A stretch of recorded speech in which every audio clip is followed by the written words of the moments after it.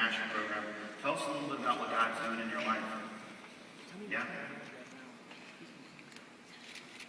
Once upon a time, in a country far, far away, and in a place far, far away, there lived a small boy. And this boy was born and brought up in a place where it was illegal. It was dangerous to dream. It was dangerous to dream when he had to go for days without food. It was dangerous for him to dream when he saw his own mother struggle to provide shelter and take care of 6 children all by herself. It was dangerous to dream when his own father told him he was useless. It was dangerous for this boy to dream when his own sister told him God hated him because he was poor. It was dangerous for this boy to dream when he saw mothers sell the little girls into prostitution in order for them to provide food for the family. It was dangerous for him to dream when he saw his friends being hacked to death just because he was in the wrong neighborhood and he was poor. It was dangerous for him to dream when everything around him told him, "You're poor, you'll never make it." And this boy stopped dreaming because all around him he was surrounded by poverty and crime. But then, in a country far, far away, there lived a couple. And this couple decided, let's take a chance on this small boy. And this couple ensured that this boy had food to eat. And this couple ensured that this boy went to school. This couple ensured that this boy had medicine when he fell sick. But most important of all, this couple shared the love of Christ with this small boy. And they told this boy, you can start, you can hope.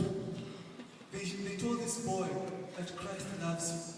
And this boy started believing in himself again. This boy started dreaming again. And this couple ensured that this boy looked into the future. And he had confidence of looking into the future. That couple were my compassion sponsors. And that little boy was me.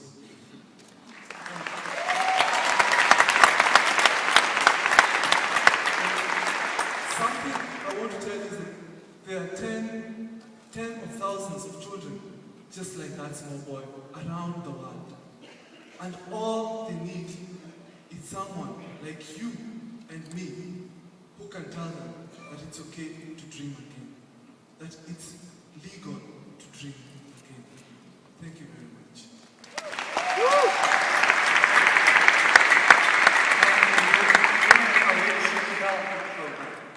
Here. Yes, I am. And what are you doing there, and what do you hope to accomplish when you go back home? What is your dream now for your future? Wow. Our country, leadership is a mess. And I always say if you have poor leadership is the antidote. Poor leadership contributes to poverty. And me coming here was my desire to do a master's in leadership, to really learn what does God say about leadership, and to learn more about leadership. That when I go back home, I'll be able to lead my people. If God willing, I become president, that will be something.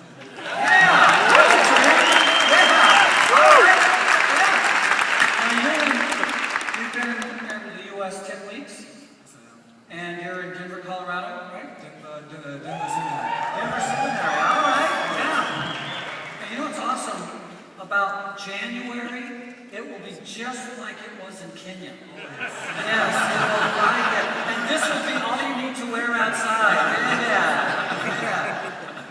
Thank God there was snow. At least I got to eat some snow. Yeah. Yeah, dude, you're going to get snow. Don't worry about that. Yeah. Here's the deal. Every kid has a dream. Every kid should have a dream. Every kid should have a dream. A dream that we can help make come true. Your dream got to come true because someone sponsored you. and the people in your village, others. Is there a lot of kids in your village that still need sponsors? Oh, yeah, there's so many of them. So many of them. You walk by the street and you see so many of them, and it kills your heart that they don't get the same chance that you had.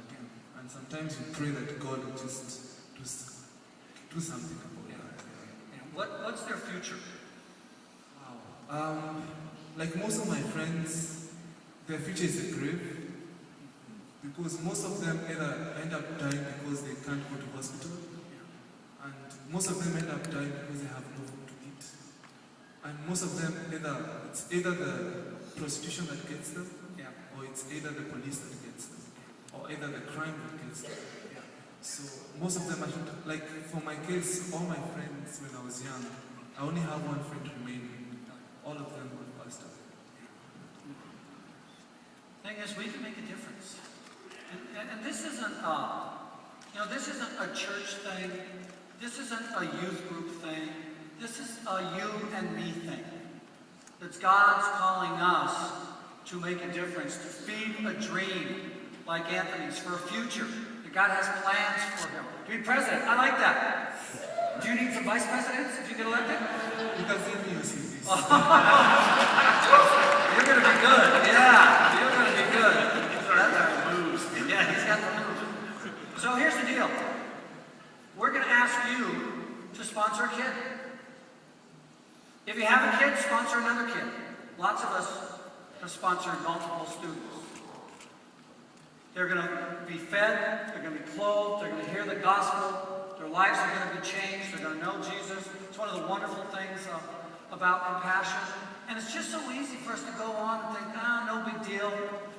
You know, they're out of our sight, out of our mind, and yet God's heart is breaking for children all over the world, and we can help make a difference. So tonight we implore you to get out of your comfort zone, and some of you have, and it's amazing, and thank you for doing that. But we can change kids' lives. We can change a world. We can change a community. We can change a country. And we can help do that. Shane Sharing is going to come out in a minute, and they're going to lead us in worship. And here's what we'd like you to do. Any time during their worship set, as an act of worship, as an act of obedience to the God we serve, go out the back. The compassion table is out there. Pick up a kid tonight. Pick up a kid in this session. Let's change our world one kid at a time. God is calling us to make a difference, and we hope that you will. Mark, would you pray for Anthony and his future?